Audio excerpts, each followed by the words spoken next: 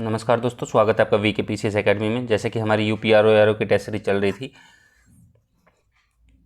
तो जिसमें हमने टेस्ट 11 कवर कर लिए थे और हम आज देखेंगे टेस्ट नंबर 12 स्टार्ट करेंगे, जिसमें 140 क्वेश्चन होते हैं। 140 में हम इसको 3 पार्टों में देखते हैं, पार्ट 1, पार्ट 2 और पार्ट 3। इसमें हम 50 क्वेश्चन देखते हैं, सेकंड में भी हम 50 देखते हैं, थर्ड में हम 40 क्वेश्चन देखते हैं। यदि आप चैनल पर नए हों तो चैनल को सब्सक्राइब कर लें ताकि आपको नए वीडियोज़ मिलते रहें। चलिए शुरू करते हैं।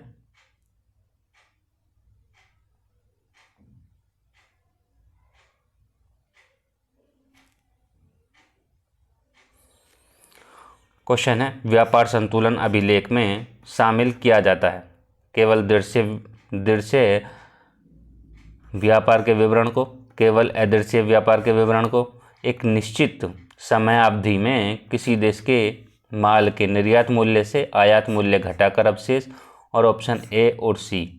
कमेंट करेंगे और बताएंगे कौन सा राइट हो जाएगा इसमें।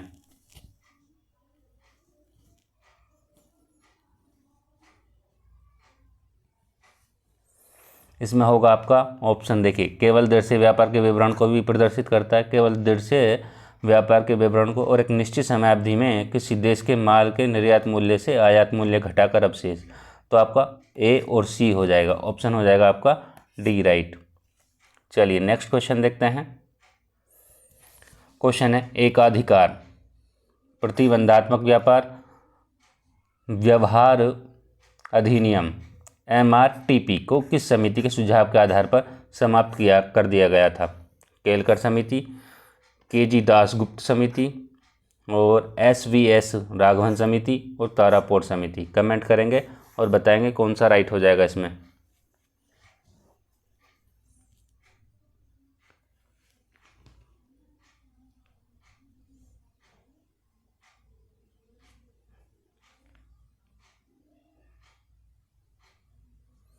देखिए, इसमें होगा SVS राघवन समिति के सुधार पर इसको समाप्त कर दिया गया था,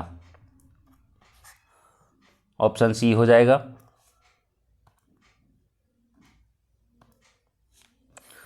यदि लागू किस में किया गया था? लागू किया गया था KG दासगुप्ता समिति में।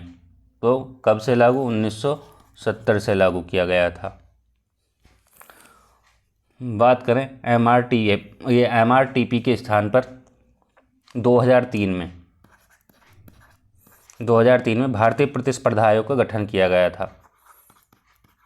भारतीय प्रतिस्पर्धा आयोग का गठन किया गया था। किसके स्थान पर? MRTP के स्थान पर भारतीय प्रतिस्पर्धा आयोग का गठन किया गया था 2003 में, और KG दासगुप्ता समिति में लागू हुआ था। ये 1970 में लागू हुआ था KG दासगुप्ता समिति के आधार पर। यदि बात करें हम केलकर समिति की, इसका उद्देश्य क्या था? केलकर समिति कब आई थी? ये आई थी 2002 में। और यदि बात करें इसके उद्देश्य की, तो भारत की कर प्रणाली के, ये कर प्रणाली से संबंधित थी। भारत की कर प्रणाली की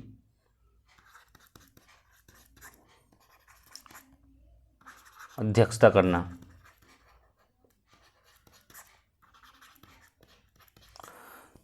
यदि बात करें हम तारापोर समिति की, तारापोर समिति कब आई थी? तारापोर समिति आई थी 1997 में, 1997 में आई थी।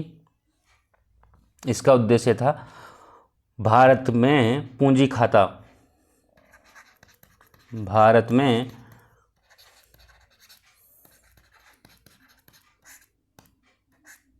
खाता परिवर्तनीयता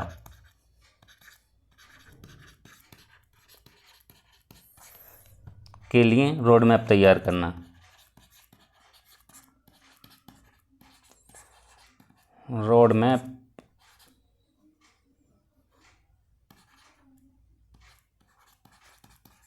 तैयार करना।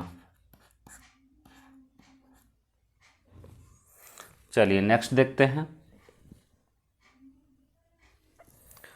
क्वेश्चन है, साख मुद्रा में वृद्धि होती है जब नगद कोषानुपात CRR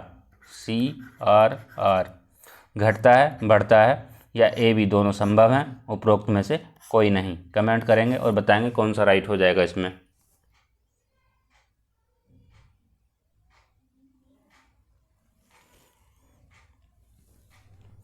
इसमें क्या होगा, आपका ऑप्शन हो जाएगा ए ऑप्शन, घटता है। ये होता क्या है, यदि CRR की बात करें तो क्या होता है, तो वाणिज्यिक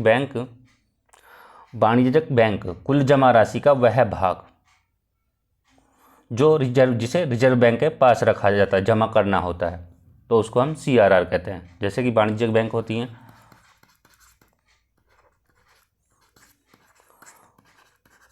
वाणिज्यिक बैंक में कुल जमा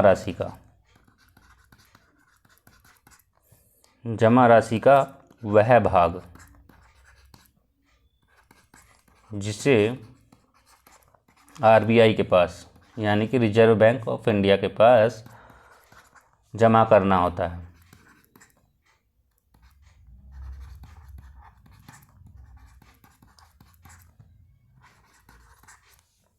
उसको हम कैश रिजर्व रेशियो या नगद कोषानुपात या आरक्षी अनुपात कहते हैं। चलिए नेक्स्ट देखते हैं।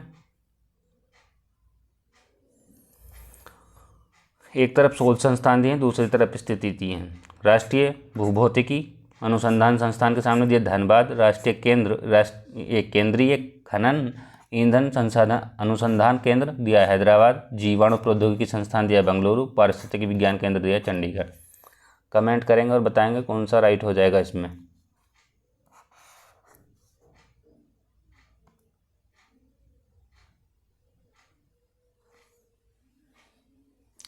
देखिए, राष्ट्रीय भूभौतिकी अनुसंधान संस्थान कहाँ है, वो है हैदराबाद में। बात करें केंद्रीय खनन एवं ईंधन अनुसंधान संस्थान की, तो ये है धनबाद में। बात करें जीवाणु प्रौद्योगिकी संस्थान, वो है चंडीगढ़ में, और पारिस्थितिक विज्ञान केंद्र कहाँ है, बेंगलुरु में है। तो ए का 2 और बी का फर्स्ट, ए का 2 बी का फर्स्ट, ऑप्शन आपका बी राइट हो जाएगा। केंद्रीय भूभौतिकी अनुसंधान संस्थान की स्थापना कब हुई थी, ये हुई थी 1961 में हुई थी। केंद्रीय खनन एवं ईंधन अनुसंधान संस्थान की स्थापना कब हुई थी, ये हुई थी 1956 में हुई थी। बात करें जीवाणु प्रौद्योगिकी संस्थान की, तो इसकी स्थापना कब हुई थी, 1935 में इसकी स्थापना हुई थी। बात करें पारिस्थितिकी विज्ञान केंद्र की, तो इसकी स्थापना जो हुई थी 1983 में हुई थी। चलिए नेक्स्ट देखते हैं।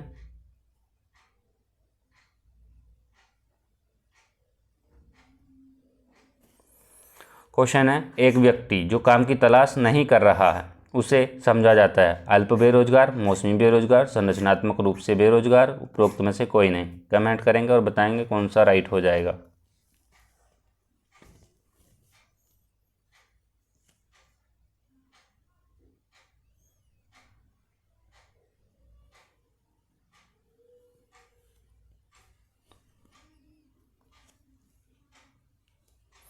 इसमें हो जाएगा आपका ऑप्शन डी राइट हो जाएगा।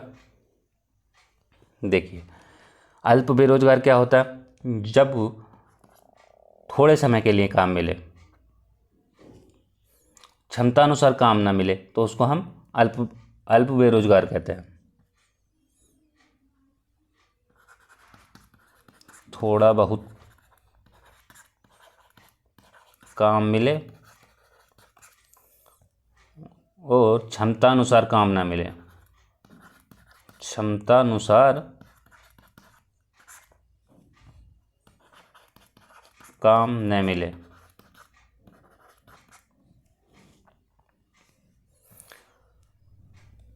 मौसमी बेरोजगार में क्या होता है, वर्ष के कुछ दिनों तो काम मिलता है, कुछ दिनों या कुछ महीने काम मिलता है, लेकिन उसके बाद काम नहीं मिलता, उसको कहते हैं मौसमी बेरोजगार।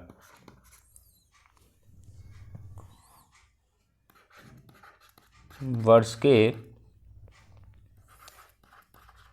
कुछ दिनों या महीनों में काम मिलता है उसके बाद काम नहीं मिलता, उसके बाद काम नहीं मिलता, तो उसको हम क्या कहेंगे, उसको कहेंगे हम मौसमी बेरोजगार। चलिए नेक्स्ट देखते हैं। क्वेश्चन है, निम्नलिखित में से किस अनुच्छेद में भारतीय संविधान के संक्षिप्त नाम के बारे में उपबंध किया गया है? अनुच्छेद 361, अनुच्छेद 395, अनुच्छेद 393, अनुच्छेद 394 के। तो कमेंट करेंगे और बताएंगे कौन सा राइट हो जाएगा इसमें।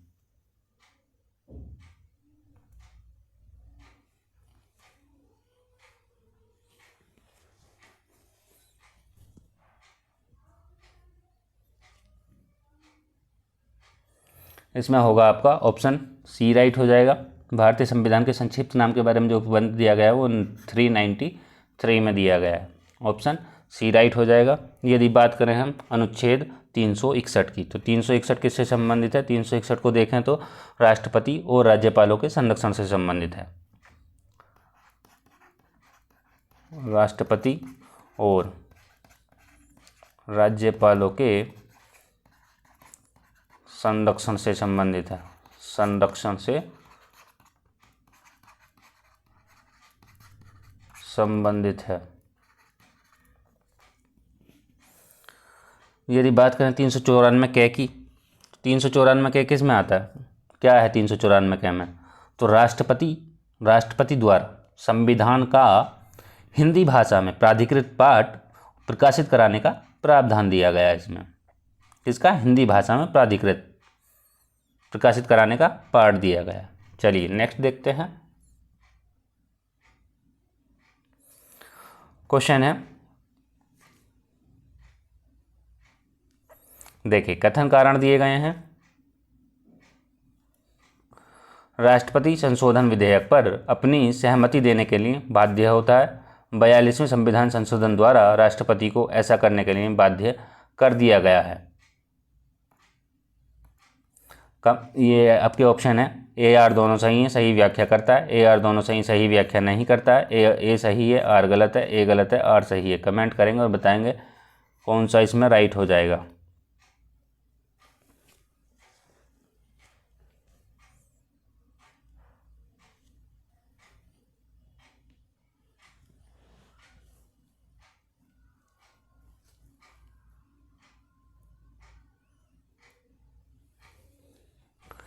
देखिए, राष्ट्रपति संशोधन विधेयक पर अपनी सहमति देने के लिए बाध्य होता है, ठीक है। कह रहा 42वें संविधान संशोधन द्वारा राष्ट्रपति के लिए ऐसा करने के लिए बाध्य कर दिया गया है।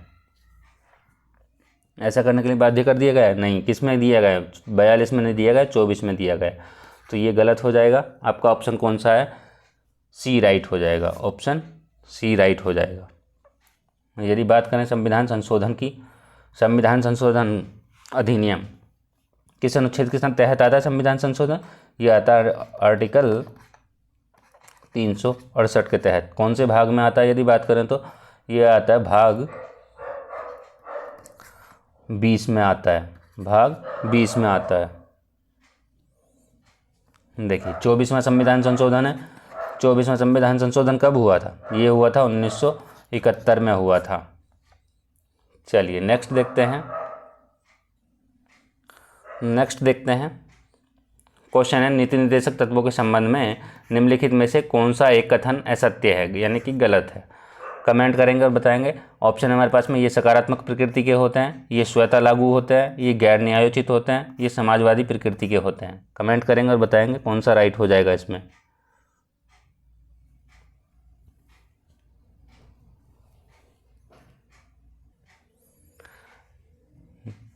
देखिए ये स्वतः लागू नहीं होते हैं, क्योंकि इनको जो विधान के द्वारा लागू किया जाता है।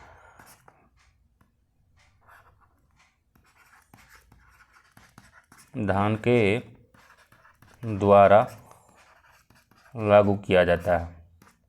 सकारात्मक प्रकृति के होते हैं, ठीक बात है। ये गैर न्यायोचित होते हैं, ये भी सही है। समाजवादी प्रकृति के होते हैं, ये भी ठीक है। लेकिन इसमें असत्य पूछा है तो ये स्वतः लागू नहीं होते हैं। यदि फंडामेंटल राइट्स की हम बात करें, फंडामेंटल राइट्स नकारात्मक होते हैं, नकारात्मक होते हैं, यानी कि मौलिक अधिकार जो होते हैं वो नकारात्मक होते हैं। कितने, किस भाग में पाए जाते हैं, किस भाग में हैं, तो भाग 3 में पाए जाते, भाग 3 में हैं, भाग 3 में हैं। कितने से कितने तक हैं, ये हैं 12 से 35 तक, 12 से 35 तक। यदि हम बात करें नीति निर्देशक तत्वों की, नीति निर्देशक तत्व मतलब DPSP भी कहते हैं,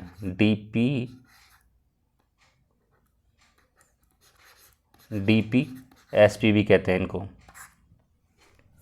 कहाँ से लिए गए हैं, आयरलैंड से लिए गए हैं, आयरलैंड से लिए गए हैं। ये कानूनी रूप से न्यायालय द्वारा लागू नहीं होते हैं। और यदि बात करें समुदाय के कल्याण को प्रोत्साहित करते हैं,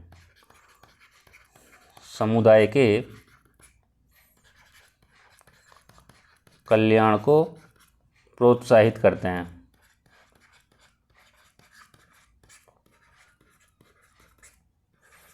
यदि हम मौलिक अधिकार की बात करें, मौलिक अधिकार कहाँ से लिए गए, ये लिए गए हैं संयुक्त राज्य अमेरिका से, यानी कि USA से लिए गए हैं। तो देखिए अब दोनों में अंतर कर सकते हैं आप आराम से, और इसको मेंस के हिसाब से भी थोड़ा सा देख सकते हैं। ठीक है, चलिए नेक्स्ट देखते हैं। क्वेश्चन है, निम्नलिखित में से किसने कहा था कि नियंत्रक एवं महालेखा परीक्षक भारतीय संविधान के तहत सबसे महत्वपूर्ण अधिकारी होगा? Doctor Rajendra Prasad, doctor KM Munshi, JB Kripalani और भीमराव अंबेडकर। कमेंट करेंगे और बताएंगे कौन सा राइट हो जाएगा इसमें।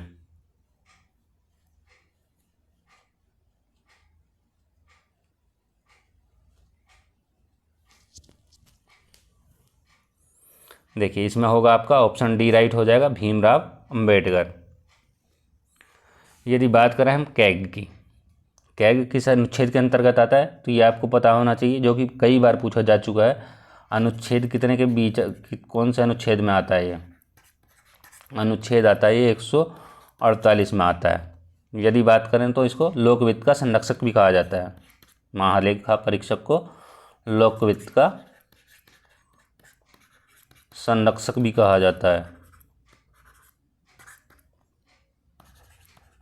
कहा जाता है। नेक्स्ट देखते हैं।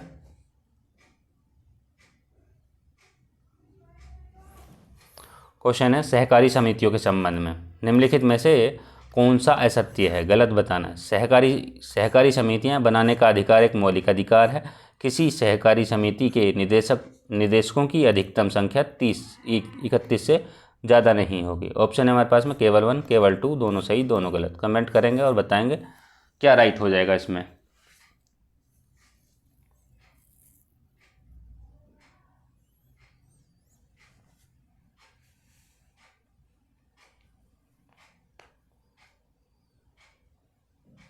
देखिए इसमें होगा आपका ऑप्शन बी राइट हो जाएगा। ये जो 31 है, ये 31 नहीं है, ये 21 संख्या हो सकती है। 21 जो है अधिकतम संख्या होती है निदेशकों की सहकारी समितियों में, तो ये तो गलत हो जाएगा। सहकारी समिति बनाने का अधिकार एक मौलिक अधिकार है, ये सही है आपका, तो इसमें पूछा है गलत। ठीक है, यदि हमसे पूछा जाए कि सहकारी समितियाँ किस अधिनियम के तहत आती हैं, तो ये जो आती हैं सहकारी समितियाँ 97 संशोधन अधिनियम के तहत आती हैं।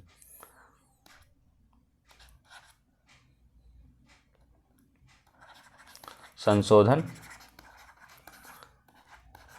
अधिनियम के तहत आती हैं। तो ये कब हुआ था, ये हुआ था 2011 में। 2000 कब हुआ था, 2011 में हुआ था।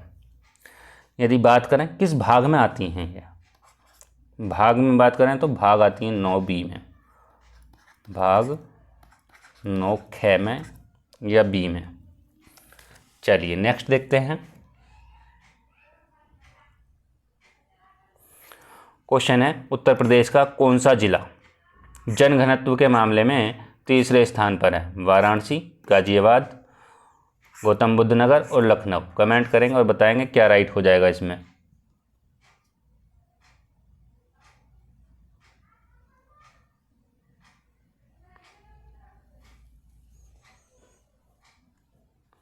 इसमें होगा आपका डी ऑप्शन। तीसरे स्थान पर पूछा गया, पहले पे आता है गाजियाबाद, दूसरे पे आता है आपका वाराणसी और तीसरे पे आता है आपका लखनऊ। ठीक है, चलिए नेक्स्ट देखते हैं।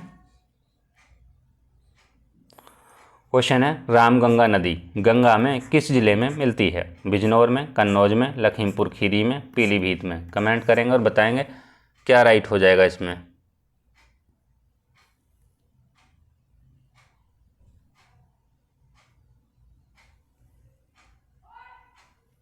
इसमें हो जाएगा आपका ऑप्शन बी राइट हो जाएगा, कन्नौज में। चलिए नेक्स्ट देखते हैं। क्वेश्चन है, निम्नलिखित में से कौन सी एक बहुउद्देशीय नदी घाटी परियोजना उत्तर प्रदेश एवं मध्य प्रदेश की संयुक्त परियोजना है? रेहिंद बांध परियोजना, राजघाट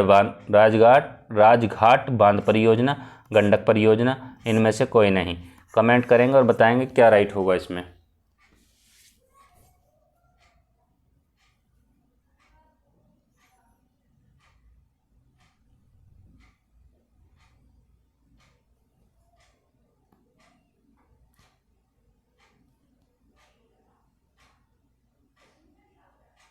इसमें होगा आपका ऑप्शन बी हो जाएगा, राजघाट बांध परियोजना। ये यूपी और एमपी की संयुक्त परियोजना है। किस नदी पर है यदि देखा जाए तो बेतवा नदी पर है, बेतवा नदी पर है।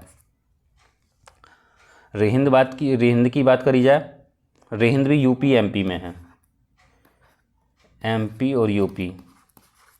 गंडक की बात करी जाए तो यूपी बिहार में है, यूपी और बिहार में।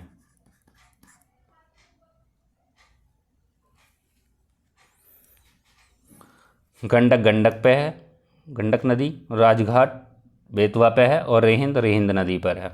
चलिए नेक्स्ट देखते हैं।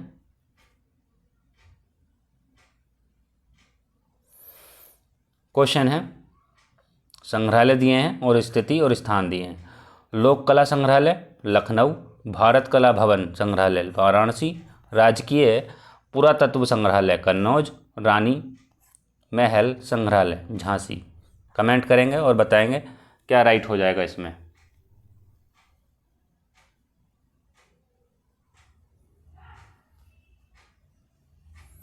देखिए, लोक कला संग्रहालय कहाँ है? वो है लखनऊ में। पहले का पहला किस में? हमें ऑप्शन एक में ही मिल रहा है। भारत कला भवन संग्रहालय वाराणसी में है, राजकीय पुरातत्व संग्रहालय कन्नौज में है और रानी महल संग्रहालय झांसी में है। तो आपका ऑप्शन हो जाएगा ए राइट। चलिए नेक्स्ट देखते हैं।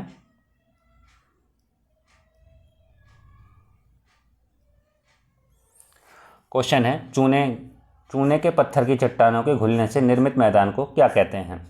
ऑप्शन ए है लोयस मैदान, ऑप्शन बी है संप्राय मैदान, ऑप्शन सी है कास्ट मैदान, ऑप्शन सी है ग्लेशियल मैदान। ये ग्लेशियर मैदान। कमेंट करेंगे और बताएंगे कौन सा राइट हो जाएगा इसमें।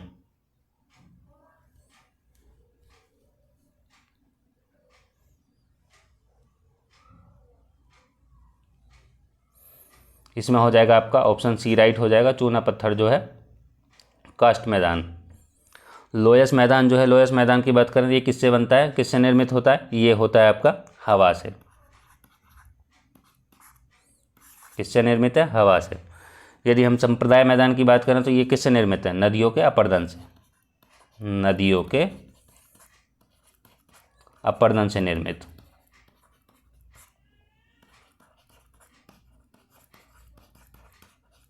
चलिए नेक्स्ट देखते हैं। ग्लेशियल आपका ग्लेशियर से ही हो जाएगा, यानी कि हिम से। देखते हैं अगला क्वेश्चन। सोलफ तारा या सोलफ तारा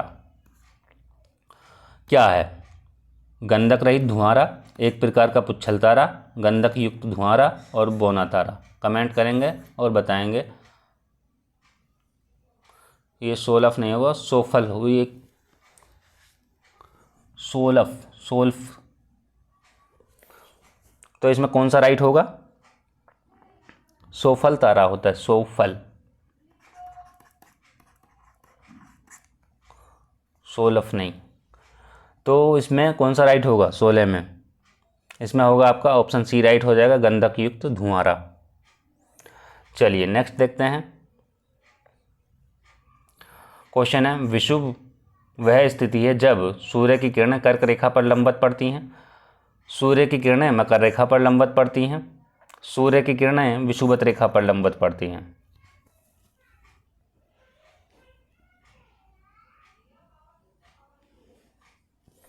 कमेंट करेंगे और बताएंगे कौन सा राइट हो जाएगा इसमें।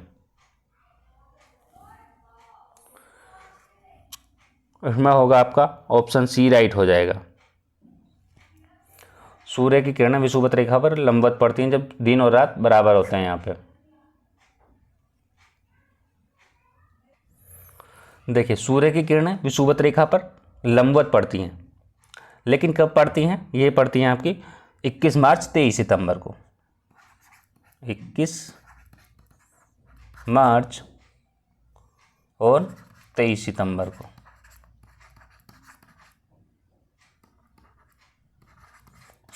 को। यदि हम कर्क रेखा की बात करें, ये कब पड़ती हैं? 21 जून को पड़ती हैं। सूर्य की किरणें कर्क रेखा पर कब लंबवत पड़ती हैं? 21 जून को। और यदि बात करें मकर रेखा की बात करें तो मकर रेखा पर पड़ती है 22 दिसंबर को। तो ये आपको ध्यान रखना है। और जैसे कि पूछ लेता है कि कर्क रेखा पर कौन से देश हैं, वो आपको पता होना चाहिए। मकर रेखा पर कौन से देश हैं, वो पता होना चाहिए। विषुवत रेखा पर कौन से देश आते हैं, वो आपको पता होना चाहिए। यहाँ से एक क्वेश्चन पूछ लेता है। चलिए नेक्स्ट देखते हैं। और यहाँ से भी क्वेश्चन पूछा गया है, ये सूर्य की किरणें कब कर्क रेखा पर लंबवत पड़ती है, मकर रेखा पर कब और विषुवत रेखा पर कब। चलिए नेक्स्ट क्वेश्चन देखते हैं। क्वेश्चन है, निम्नलिखित में से कौन ग्लोबल वार्मिंग का कारक नहीं है?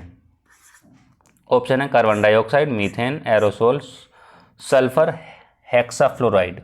कमेंट करेंगे और बताएंगे कौन सा राइट हो जाएगा इसमें।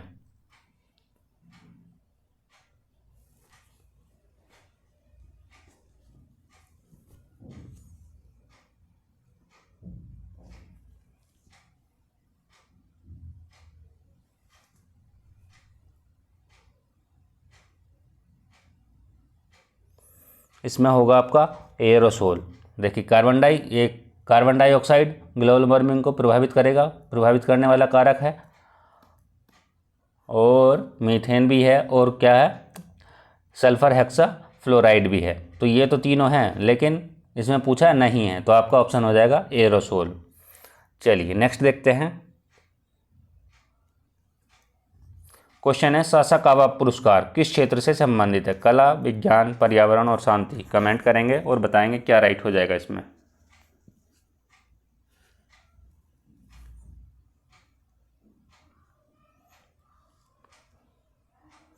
इसमें होगा आपका एनवायरनमेंट, यानी कि पर्यावरण। ऑप्शन सी राइट हो जाएगा। चलिए नेक्स्ट देखते हैं।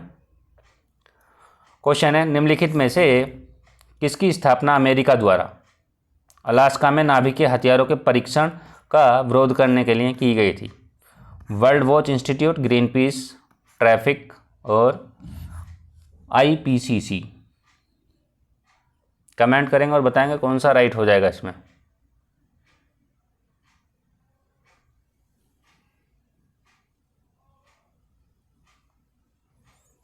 इसमें होगा आपका ऑप्शन बी राइट हो जाएगा, ग्रीन पीस। ग्रीन पीस की स्थापना कब हुई थी? ये हुई थी आपकी 1971 में हुई थी। कहाँ हुई थी? कनाडा में हुई थी। यदि इसके मुख्यालय की बात करें तो एम्स्टर्डम में है।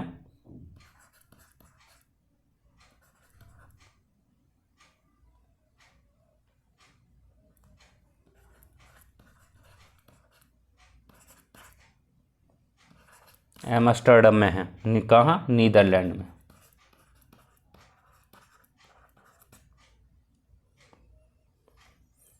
चलिए नेक्स्ट देखते हैं। क्वेश्चन है, सिल्वीकल्चर है फसल, फल, वृक्ष। फसल ईंधन का पेड़, पेड़ चारागाह पशु, फसल फल ईंधन का पेड़। कमेंट करेंगे और बताएंगे कौन सा राइट हो जाएगा इसमें। सिल्वीकल्चर बताना है।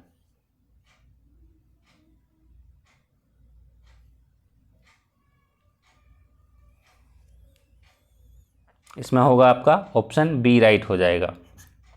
यदि बात करें फसल, फल और वृक्ष की, इसमें होता है एग्रो हॉर्टिकल्चर।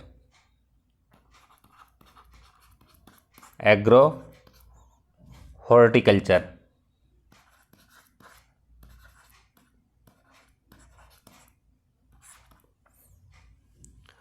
यदि बात करें पेड़, चारागाह, पशु की, इसमें आ जाएगा सिल्वी पास्चुरल। सिल्वी पास्चुरल। यदि हम फसल और फल और ईंधन के पेड़ की बात करें तो इसमें क्या आ जाएगा? Agro horti silviculture. Agro horti silviculture.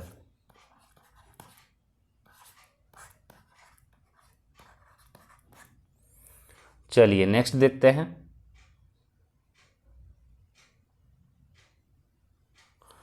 Question है ऑयल जैस्पर क्या है? वायरस, बैक्टीरिया, कवक और कच्चा तेल। कमेंट करेंगे और बताएंगे क्या राइट होगा इसमें।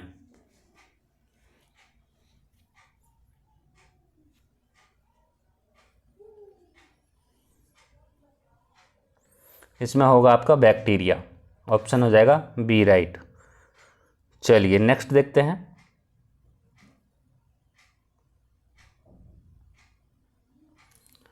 क्वेश्चन है निम्नलिखित कथनों में से कौन सा या कौन से सत्य हैं या है या हैं?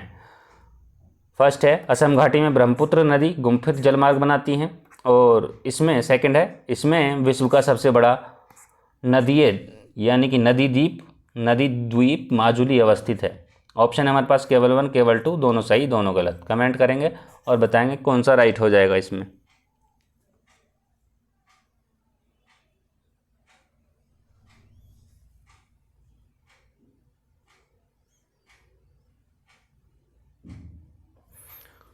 देखिए असम घाटी में ब्रह्मपुत्र नदी गुम्फित जलमार्ग बनाती हैं, सही है। इसमें विश्व का सबसे बड़ा नदी द्वीप माजुली अवस्थित है, ये भी ठीक है। आपके दोनों ठीक है, ऑप्शन हो जाएगा सी राइट। यदि बात करें हम ब्रह्मपुत्र नदी की तो कहाँ से निकलती है? मानसरोवर झील से निकलती है। मानसरोवर झील। यदि माजुली द्वीप की बात करें तो माजुली द्वीप कहाँ है? असम में है, जो विश्व का सबसे बड़ा द्वीप है। चलिए नेक्स्ट देखते हैं। क्वेश्चन है निम्न युग्मों में से कौन सा एक सही सुमेलित है? बुलर झील, गोखुर, वेमनाड झील, वेलिंगटन द्वीप और लोनार झील, क्रेटर लेक और उपरोक्त सभी, यानी कि सभी सही सुमेलित है। कमेंट करेंगे और बताएंगे कौन सा राइट हो जाएगा इसमें।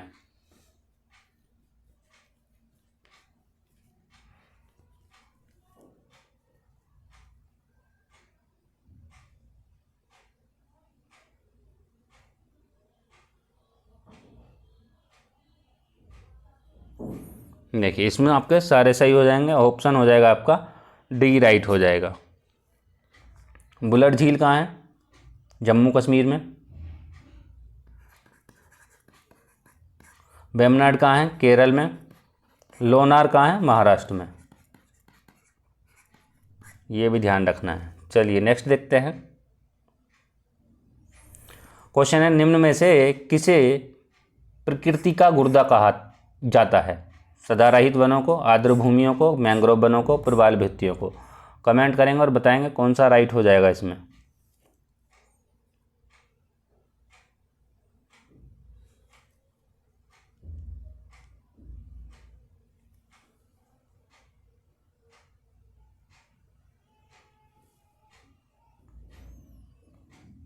देखिए ये हो जाएगा आपका ऑप्शन बी राइट हो जाएगा, आर्द्र भूमियों को।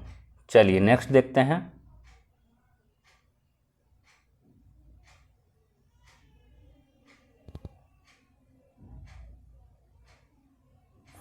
एक तरफ हमें एल्युमिनियम कंपनी दी है, दूसरी तरफ स्थिति दी है। बालकों के सामने दिया रेणुकूट, नालकों के सामने दिया जेके नगर, हिंडाल्को के सामने दिया दामनजोड़ी और इंडाल्को के सामने दिया हमें कोरबा। कमेंट करेंगे और बताएंगे कौन सा राइट हो जाएगा इसमें।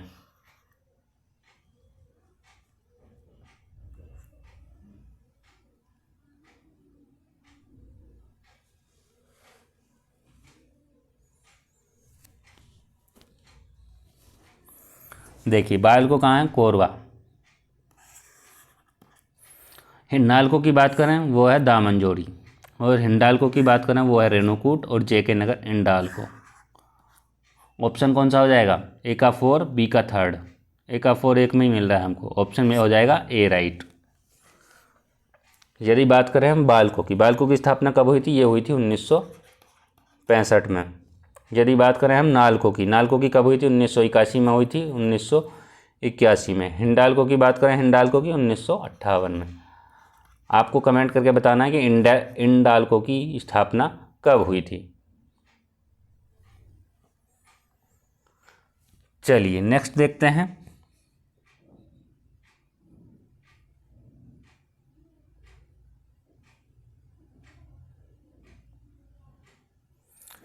क्वेश्चन है, पूर्वी भारत में हरित क्रांति के पर्याप्त प्रसार न होने का निम्नलिखित में से कौन सा एक कारण नहीं था। जोत का छोटा आकार, पूंजी का अभाव, सिंचाई व्यवस्था का अपूर्ण विकास और संरचनात्मक संस्थागत विकास। कमेंट करेंगे और बताएंगे क्या राइट हो जाएगा इसमें।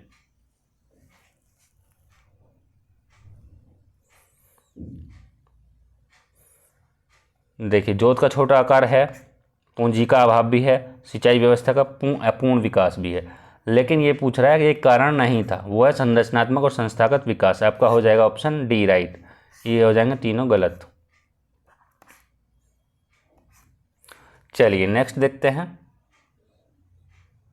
अच्छा, हरित क्रांति के जनक भारत में किसे कहा जाता है, स्वामीनाथन को। MS जनक किसे कहा जाता है हरित क्रांति का,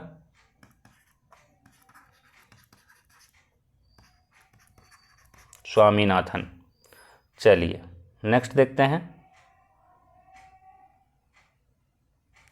क्वेश्चन है, निम्नलिखित घटनाओं को काल क्रमानुसार व्यवस्थित कीजिए। मुस्लिम लीग की स्थापना, बंगाल विभाजन, रविन्द्रनाथ टैगोर को नोबेल पुरस्कार और सूरत में कांग्रेस का विभाजन। कमेंट करेंगे और बताएंगे कौन सा विभाजन कब हुआ है।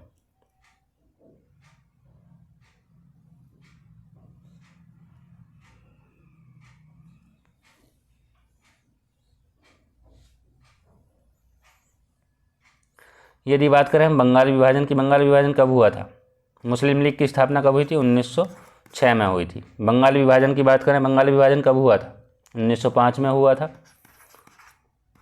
और यदि बात करें रविन्द्रनाथ टैगोर को पुरस्कार कब मिला था, ये मिला था 1913 में मिला था। सूरत विभाजन की बात करें, ये कब हुआ था, 1907 में हुआ था। कौन सा राइट हो जाएगा, 5, 6, 7 और 13, यानी कि 2, 1, 2, 1, 4, 3, 2, 1, 4, 3 है किसी में, 2, 1, 4, 3, 2, 1, 4, 3, ऑप्शन हो जाएगा हमारा बी राइट। चलिए नेक्स्ट देखते हैं। क्वेश्चन है, भूमध्य सागरीय जलवायु निम्नलिखित में से किस क्षेत्र या प्रदेश की प्रमुख विशेषता है। कैलिफोर्निया USA, साइबेरिया रूस, पश्चिमी ऑस्ट्रेलिया, ढाका बांग्लादेश। कमेंट करेंगे और बताएंगे क्या राइट हो जाएगा इसमें।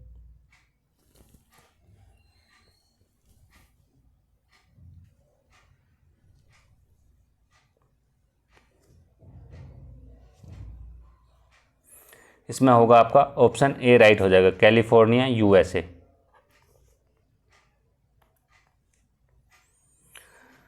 यदि बात करें हम साइबेरिया रूस की, तो ये किस में आता है, ये आता है शीतोष्ण में,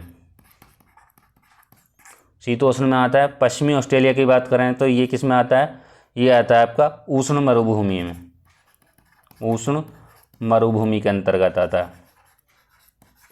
यदि बात करें ढाका की, तो ये किस में आता है, उष्ण कटिबंधीय मानसूनी।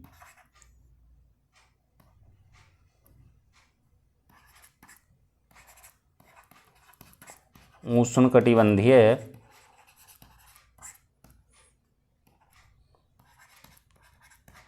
मानसूनी में आता है।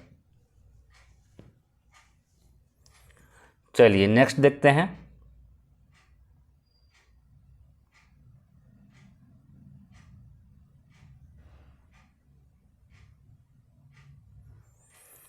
क्वेश्चन है, मायोग्लोबिन के सामने दिया विकिरण चिकित्सा, कर्कट रोग प्रशीतक और सर्पगंधा, ऑक्सीजन परिवहन और हीमोग्लोबिन के सामने दिया पेशी कोशिका। तो आपको कमेंट करके बताना इनमें कौन सा सही होगा।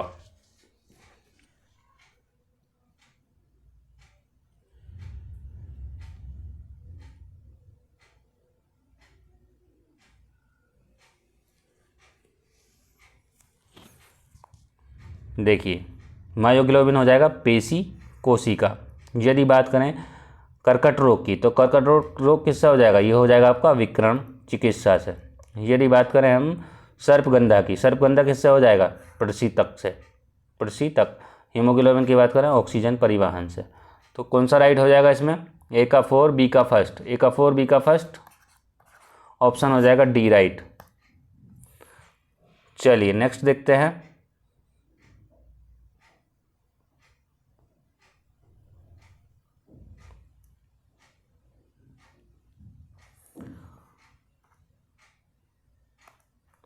क्वेश्चन है शरीर में अतिरिक्त ग्लूकोज लाइकोजेन में परिवर्तित होकर भंडारित रहता है, आमाशय में, पित्ताशय में, यकृत में और अग्नाशय में।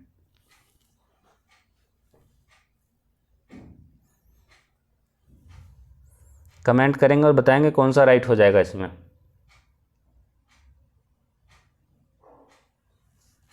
ऑप्शन हो जाएगा आपका सी राइट हो जाएगा। ये जो है मानव शरीर की सबसे बड़ी ग्रंथि है, मानव शरीर की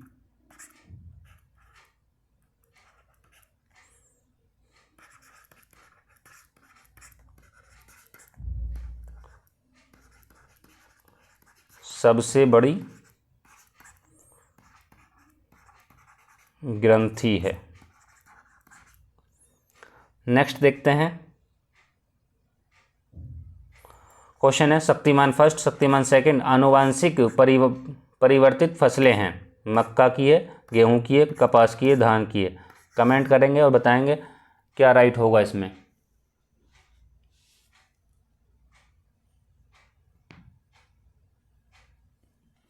इसमें हो जाएगा आपका ऑप्शन ए राइट हो जाएगा, मक्का की हैं ये शक्तिमान फर्स्ट और शक्तिमान सेकंड जो हैं मक्का की फसलें हैं। चलिए नेक्स्ट देखते हैं।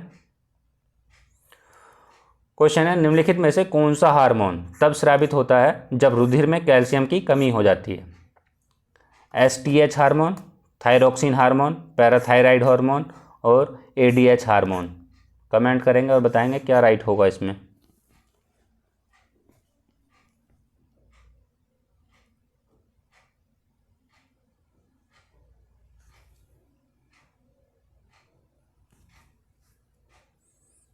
इसमें होगा आपका ऑप्शन सी राइट हो जाएगा, पैराथायराइड हार्मोन। चलिए नेक्स्ट देखते हैं। क्वेश्चन है निम्नलिखित में से कौन एक मोनोसैकेराइड कार्बोहाइड्रेट है, sucrose, glucose, lactose, maltose. Comment करेंगे और बताएंगे कौन सा राइट होगा इसमें।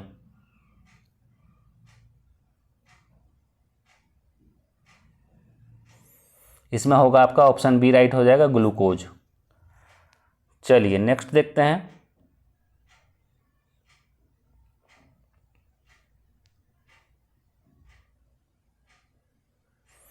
देखिए एक तरफ हमको विटामिन दिए हैं, दूसरी तरफ हमको रोग दिए हैं। साइनो कोबालमिन के सामने दिया है, रिकेट्स कैल्सीफेरोल के सामने दिया है, एनीमिया टोकोफेरोल के सामने दिया, त्वचा का फटना राइबोफ्लेविन के सामने दिया है, जनन शक्ति में कमी। कमेंट करेंगे और बताएंगे क्या राइट होगा इसमें।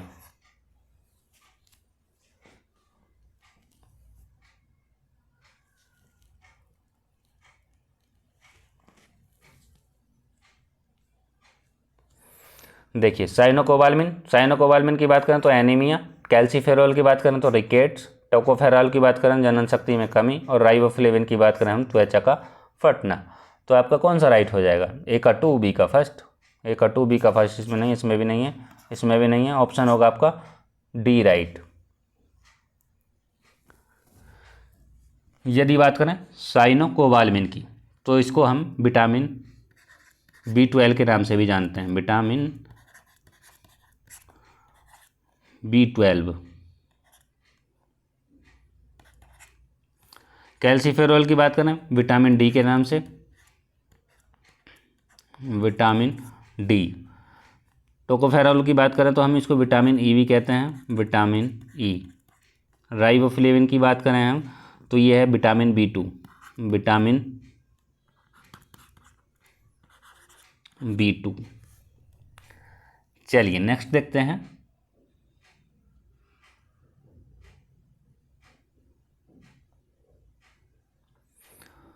क्वेश्चन है निम्नलिखित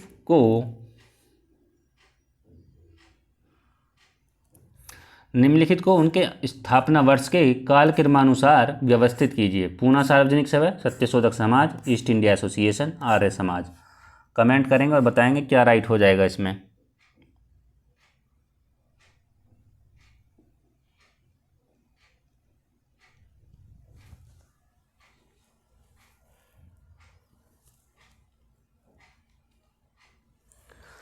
देखिए, पूना सार्वजनिक सभा की बात करें तो इसमें 1867, सत्यशोधक समाज की बात करें तो 1873, ईस्ट इंडिया एसोसिएशन की बात करें तो 1866, और आर्य समाज की बात करें 1875,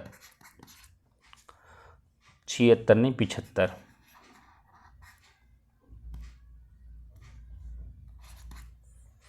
कौन सा राइट हो जाएगा आपका इसमें? सबसे पहले 66 आ जाएगा, 3 जिसमें पहले है तो 3 हमारा 1 में ही है, ऑप्शन हो जाएगा आपका बी राइट। 3 के बाद 1 और 1 के बाद आपका 2 और 2 के बाद आपका 4। यदि बात करें पूना सार्वजनिक सभा में कौन थे, पूना सार्वजनिक सभा में कौन थे, तो ये थे N G Ranade.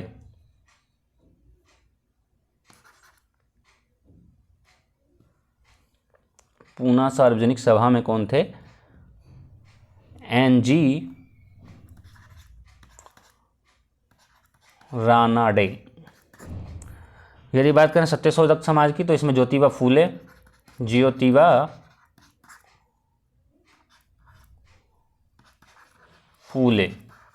East India Association की बात की जाए तो कौन थे इसमें? दादाभाई नौरोजी थे।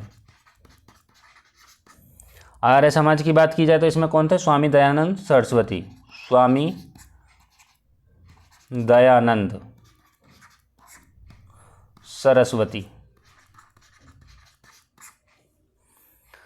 चलिए नेक्स्ट देखते हैं।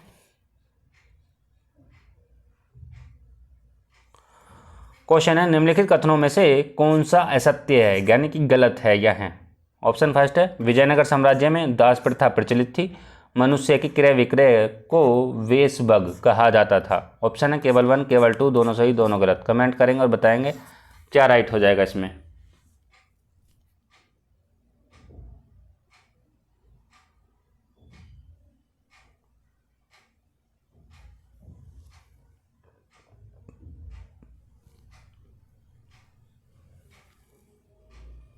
देखिए, इसमें विजयनगर साम्राज्य का दास प्रथा प्रचलित नहीं थी, ये गलत हो जाए, नहीं ये सही है आपका। असत्य पूछा है ना, ये सही। विजयनगर साम्राज्य में दास प्रथा प्रचलित थी, मनुष्य में क्रय विक्रय का वेशभग कहा जाता था, ये भी सही है। दोनों ऑप्शन सही हैं, तो इसमें पूछा है असत्य, आपका ऑप्शन हो जाएगा डी राइट। यदि बात करें विजयनगर साम्राज्य की स्थापना कब हुई थी? विजयनगर साम्राज्य की स्थापना जो हुई थी वो हुई थी 1336 में। किसके द्वारा हुई थी? ये हुई थी हरिहर बुक्का के द्वारा। एक तो वो 2 भाई थे, हरिहर और बुक्का के द्वारा हुई थी। इनकी जो राजधानी थी, राजधानी कहाँ थी? राजधानी की बात करें तो राजधानी थी इनकी हम्पी में, जो कि हम्पी कहाँ है? कर्नाटक में। चलिए नेक्स्ट देखते हैं।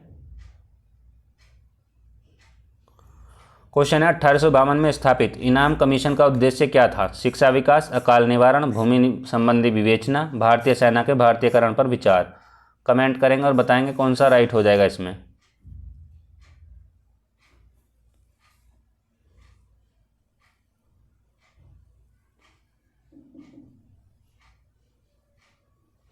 इसमें होगा आपका ऑप्शन बी राइट, ये सी राइट हो जाएगा, भूमि संबंधी विवेचना।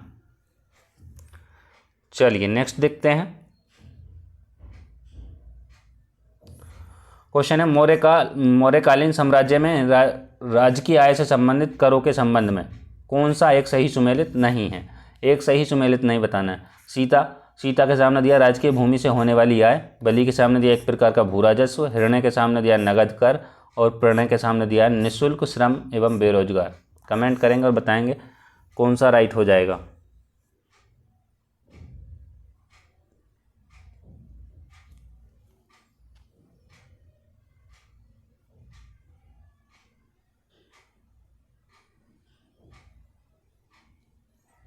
देखिए इसमें होगा आपका ऑप्शन डी राइट हो जाएगा। ये निःशुल्क एवं बेरोजगार किससे था? प्रेरणा से नहीं था, तो किससे था? ये था विशिष्टि से, विशिष्टि।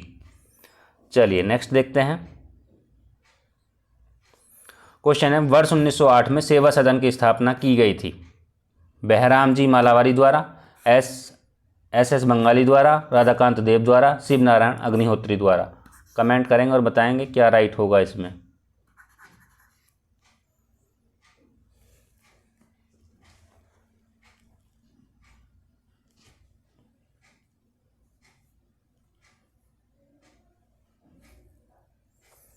इसमें होगा आपका ऑप्शन ए राइट हो जाएगा। सेवा सदन की जो स्थापना, ये भी ध्यान रखेंगे, 1908 में। और ये किसके द्वारा की गई थी? ये की गई थी बहराम जी मालावारी के द्वारा। यदि बात करें राधाकांत देव द्वारा किसकी स्थापना? धर्म सभा की स्थापना, धर्म सभा। बात करें शिव नारायण अग्निहोत्री की, तो देव समाज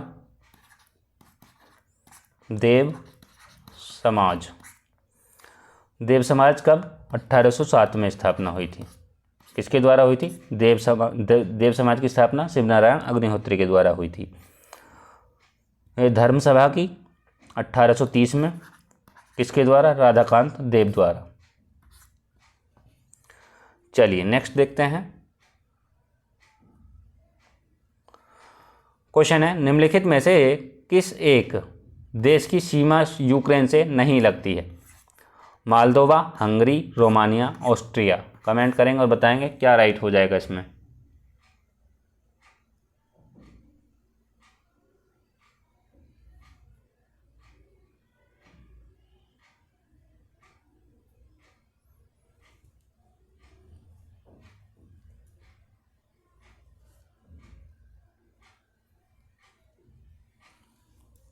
इसमें होगा आपका ऑप्शन डी राइट हो जाएगा। मालदोवा की लगती है, हंगरी की भी लगती है, रोमानिया की भी लगती है, लेकिन ऑस्ट्रिया की सीमा यूक्रेन से नहीं लगती है। चलिए नेक्स्ट देखते हैं। क्वेश्चन है, निम्नलिखित में से कौन सा एक जापान में बहने वाली गर्म एवं शुष्क हवा है? काराबुरान, सिरोक्को, यामो, फोन। कमेंट करेंगे और बताएंगे क्या राइट हो जाएगा इसमें।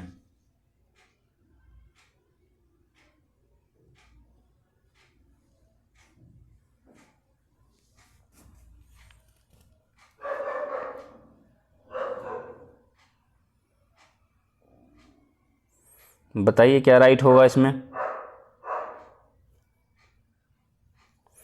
देखिए इसमें क्या होगा आपका ऑप्शन सी राइट हो जाएगा। यामो जो है जापान में बहने वाली गर्म एवं शुष्क हवा है। यदि हम काराबुरान की बात करें, काराबुरान कहाँ है? मध्य एशिया में। काराबुरान है आपकी मध्य एशिया में। सिरोक्को की बात करें, ये है आपकी अफ्रीका में। कहाँ है? अफ्रीका में। यदि बात करें हम फ़ोन की, तो फ़ोन कहाँ है आपकी? आल्पस में।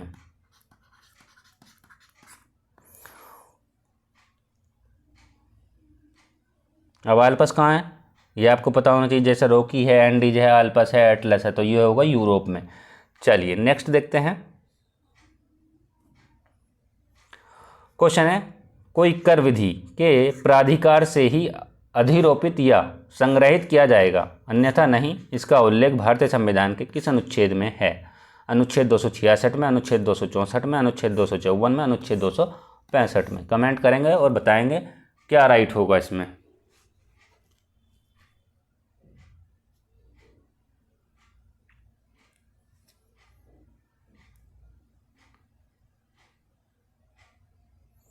इसमें होगा आपका ऑप्शन डी राइट हो जाएगा, अनुच्छेद 265 में। यदि बात करें हम अनुच्छेद 266 की, तो ये कि इसमें क्या आता है? इसमें आता है भारत की संचित निधि। क्या आता है? भारत की संचित निधि।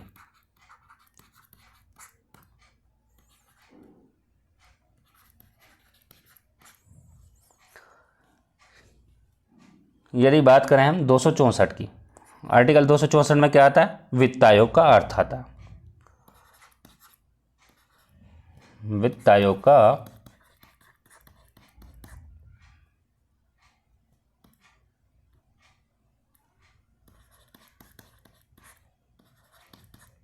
अर्थ आता है।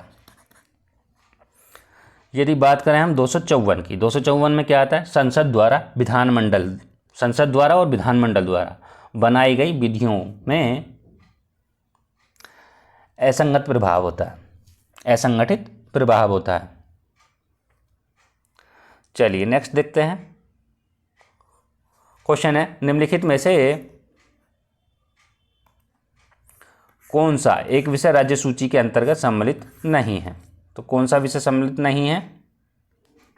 ऑप्शन है हमारे पास में दंड प्रक्रिया संहिता, पुलिस, विधि और व्यवस्था और कारागार। कमेंट करेंगे और बताएंगे कौन सा राइट हो जाएगा इसमें।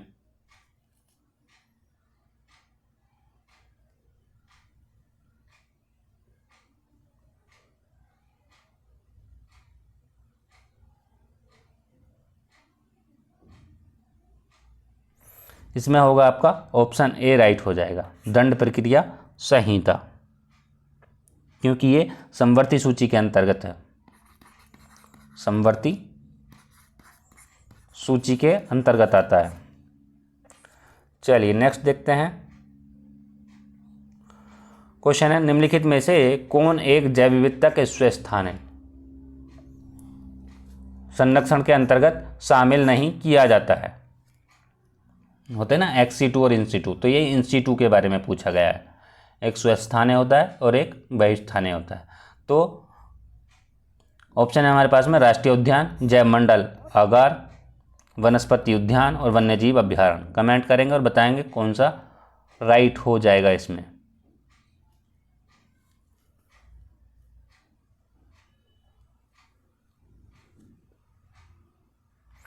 इसमें होगा आपका ऑप्शन सी राइट हो जाएगा, वनस्पति उद्यान। चलिए नेक्स्ट क्वेश्चन देखते हैं। क्वेश्चन है, निम्नलिखित युग्मों में से कौन सा एक सही सुमेलित नहीं है? टाइगर परियोजना 1973, हाथी परियोजना 92, गैंडा परियोजना 1987, हिम तेंदुआ परियोजना 2010। कमेंट करेंगे और बताएंगे कौन सा राइट हो जाएगा।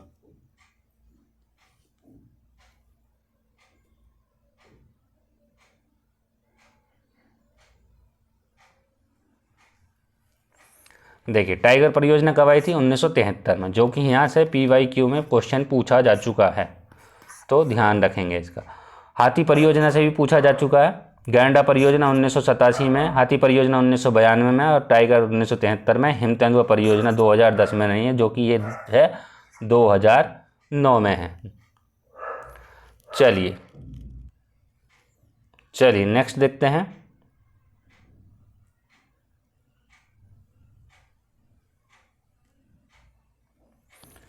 क्वेश्चन है, राष्ट्रीय कच्छ वनस्पति आनुवांशिकी संसाधन केंद्र अवस्थित है महाराष्ट्र में, पश्चिम बंगाल में, कर्नाटक में और उड़ीसा में। कमेंट करेंगे और बताएंगे कौन सा राइट हो जाएगा इसमें।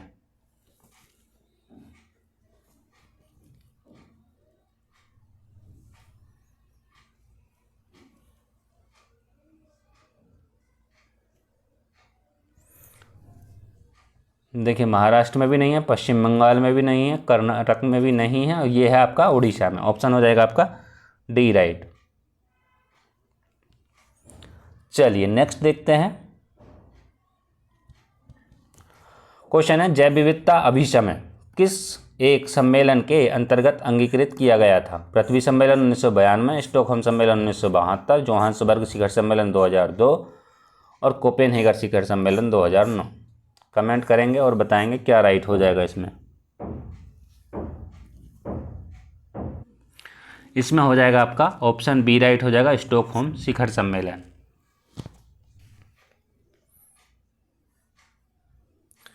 चलिए नेक्स्ट देखते हैं। क्वेश्चन है, मॉन्ट्रियल प्रोटोकॉल के संदर्भ में निम्नलिखित कथनों में से कौन सा असत्य है? गलत कथन बताना है। यह ओजोन परत संरक्षण से संबंधित है, यह एक गैर बाध्यकारी समझौता है, भारत ने सन 1992 में इस पर हस्ताक्षर किया। ऑप्शन है हमारे पास 2, 3, केवल 2, 1, 3 और केवल 3। कमेंट करेंगे और बताएंगे क्या राइट हो जाएगा इसमें। ये ओजोन परत संरक्षण से संबंधित है, ये गैर बाध्यकारी समझौता नहीं है, ये बाध्यकारी समझौता है, तो ये तो गलत हो जाएगा आपका और गलत ही पूछा है। 1992 में इस पर हस्ताक्षर किए गए थे। 1989 में ये प्रभावी हुआ था। प्रभावी कब हुआ था? 1989 में। तो आपका हो जाएगा ऑप्शन बी राइट हो जाएगा इसमें। और 1987 में आया था, 1987 में। चलिए नेक्स्ट क्वेश्चन देखते हैं। क्वेश्चन है, जलवायु परिवर्तन और उसके प्रभावों से निपटने के लिए तत्काल कार्रवाई करना शामिल है SDG 6 में, SDG 14 में, SDG 13 में, SDG 9 में। कमेंट करेंगे और बताएंगे कौन सा राइट हो जाएगा इसमें। इसमें हो जाएगा आपका ऑप्शन बी राइट हो जाएगा। यदि बात करें SDG 6 में, SDG 6 में क्या आता है? जल और स्वच्छता की उपलब्धता। जल और स्वच्छता की उपलब्धता। यदि बात करें SDG 14 की, 14 तो हो गया है, नहीं इसमें 14 नहीं आएगा SDG, इसमें आएगा आपका SDG 13 आएगा, ये नहीं होगा। यदि बात करें हम SDG 9 की, इसमें आएगा उद्योग, नवाचार और बुनियादी ढांचा। उद्योग, नवाचार और क्या आएगा? बुनियादी ढांचा।